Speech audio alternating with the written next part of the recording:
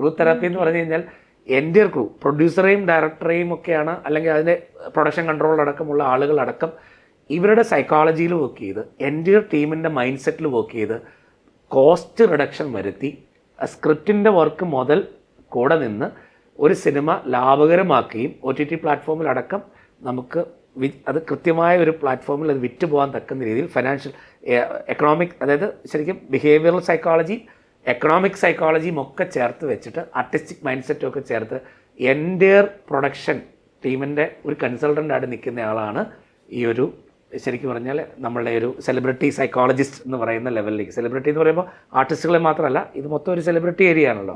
അപ്പോൾ celebrity psychologist എന്നുള്ള ഒരു സൈക്കോളജി സർവീസസിൻ്റെ ഏരിയയിലേക്ക് നമ്മൾ ഡെവലപ്പ് ചെയ്ത് ഇത് കുറേ നാളുകളായി. പക്ഷെ അത് മലയാള സിനിമയ്ക്ക് എന്നുള്ള ഇന്ത്യൻ സിനിമയിൽ നല്ല ഹോളിവുഡിലടക്കം ഇത്തരത്തിലുള്ളൊരു സംവിധാനം ഞാൻ ചെക്ക് ചെയ്തപ്പോഴേക്കും ശരിക്കും നീഡുണ്ടെന്ന് മനസ്സിലായി.